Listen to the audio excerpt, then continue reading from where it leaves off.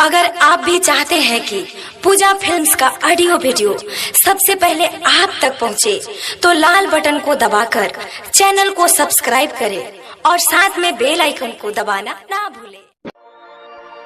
जल भारी चाली हो भैनी कठिन डगरिया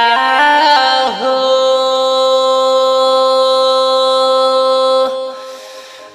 कब हुई है भोला से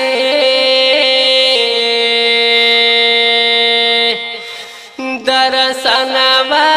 बोलू हो की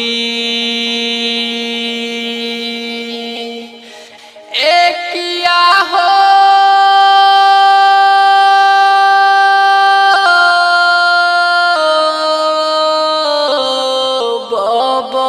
बोल बम जय शिव बोल बम जय शिव बोल बम जय शिव बोल बोल बम बोल बम जय शिव बोल बम जय शिव बोल बम जय शिव बोल बोल बम। Presented by Pooja Films.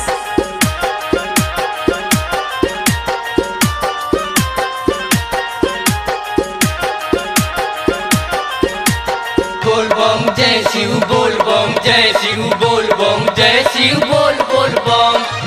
आँख गिर बनिया पोती दर्शनिया हमारे बाबा फेर तीन जरिया हो भोला जी हे बाबा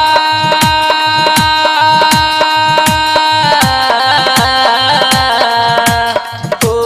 बाबा जी एकिया हो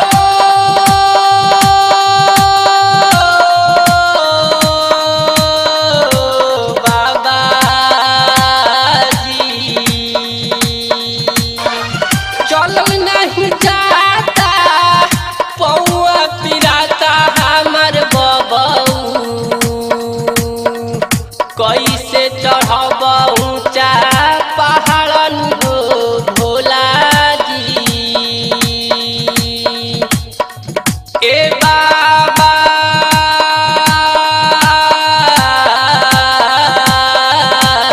ओ भोला जी लागे जब घमावा जरेला बदनवा हमार बबऊ होखिना सहैयान हो भोला जी हे बाबा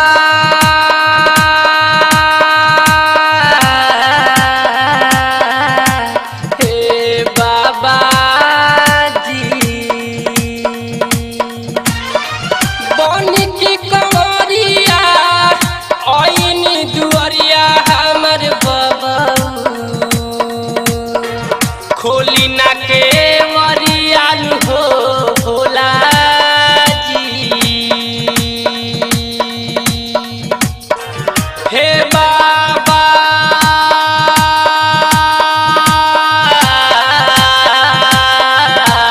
ओ भोला जी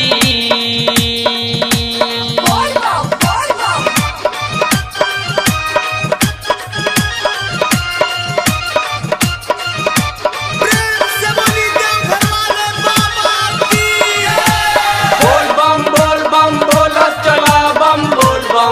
बम बोलत चला बोल बम बोलत चला बम बोल बम बोलत चला हो के कर्मनी करे बाबा छोड़ी राउ चरनिया जाए के घरवानु हो भोला जी हे बाबा